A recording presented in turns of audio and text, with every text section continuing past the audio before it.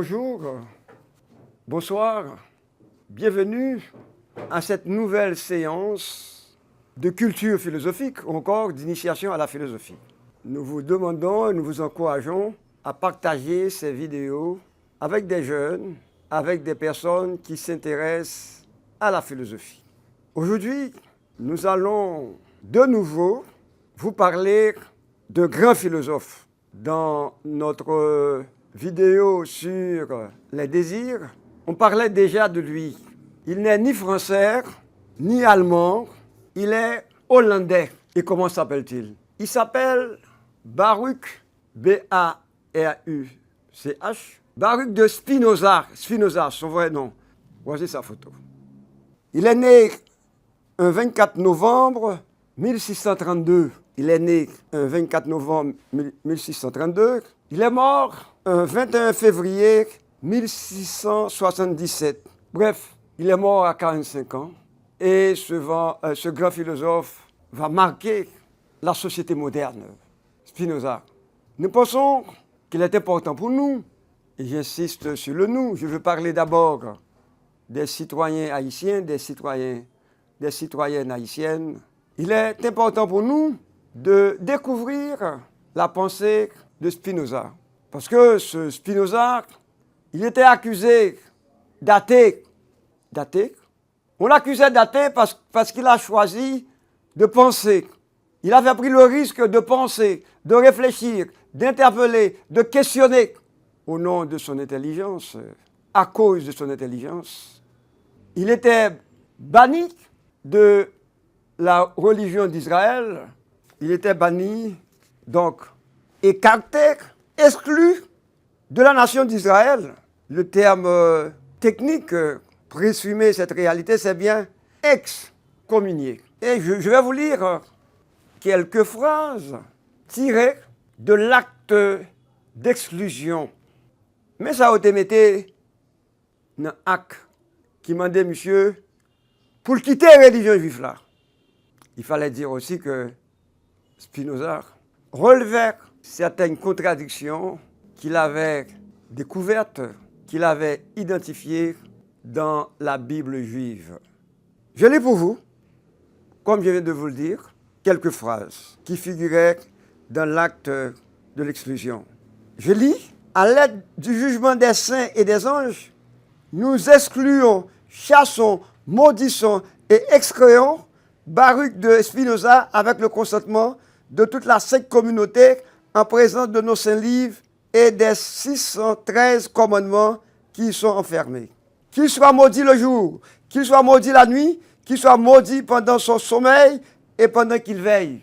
Veuille l'Éternel allumer contre cet homme toute sa colère et déverser contre lui tous les mots mentionnés dans le livre de la loi.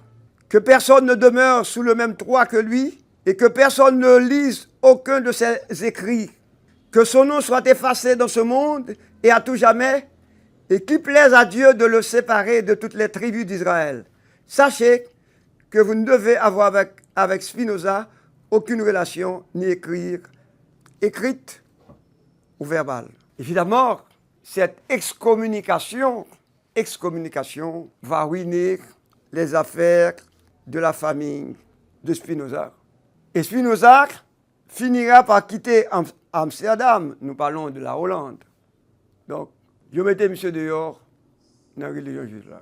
Et pourtant, cet auteur que je présente quelques fragments de sa pensée est l'une des plus grandes figures de la philosophie. D'ailleurs, c'est le thème de cette vidéo.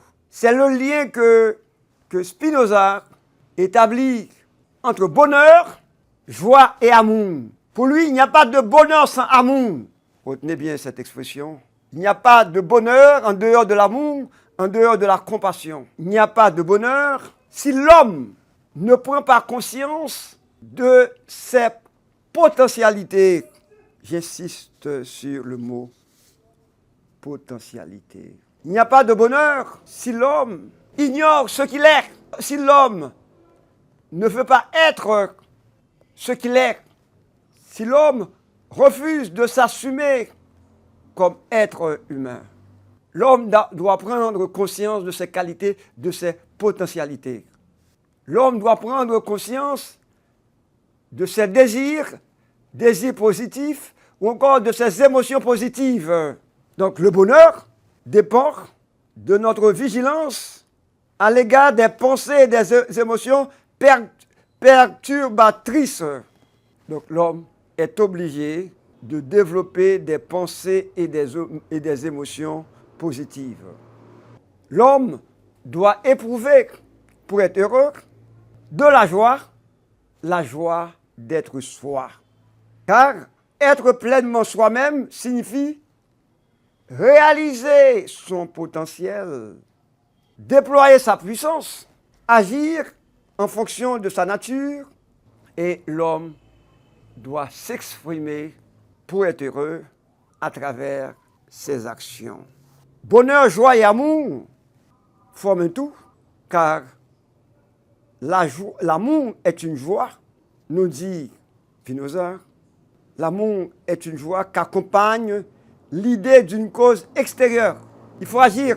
Par exemple, dans la logique spinoziste, c'est-à-dire de Spinoza, la logique spinoziste, je peux affirmer, je suis joyeux à l'idée que tu existes.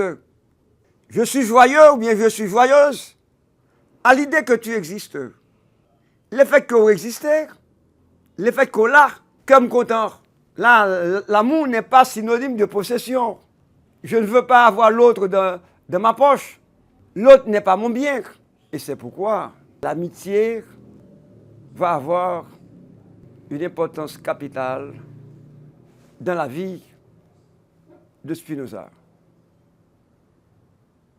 En un mot, sans l'amour et sans l'amitié, la vie n'aurait aucun sens. Sans l'amour, sans l'amitié, la vie n'aurait aucun sens. Mais il y a un terme chez Spinoza qui nous intéresse, qui nous interpelle. C'est le terme instant d'éternité. J'insiste sur cette expression. Instant d'éternité. Ça veut dire quoi, instant d'éternité? Ce sont des moments de paix, des moments de rencontre avec l'infini, des moments de joie intense avec l'autre, des moments de bonté, de tolérance, de bienveillance, des moments d'estime de soi. C'est-à-dire des moments où l'homme laisse les forces de vie vibrer en lui. J'insiste sur le terme les forces de vie que l'homme porte en lui. D'ailleurs, ce sont les forces de vie, ces forces de vie qui vont permettre à l'homme de découvrir en lui la flamme divine. Et c'est une forte relation entre l'homme et le mystère. Donc là, c'est très très fort. C'est-à-dire, l'homme reconnaît qu'il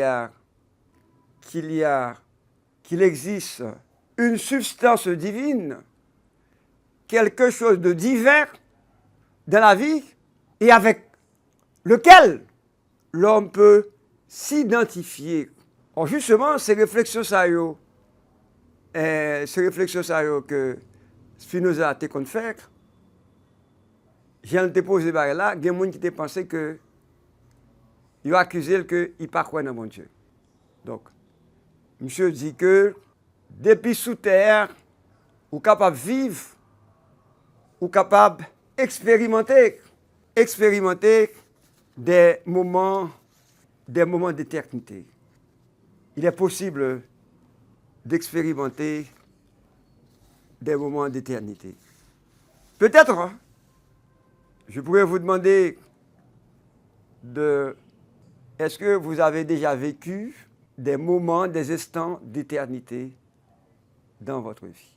C'est-à-dire dès votre passage sur cette terre, il y a lieu, selon Spinoza, de faire l'expérience d'éternité.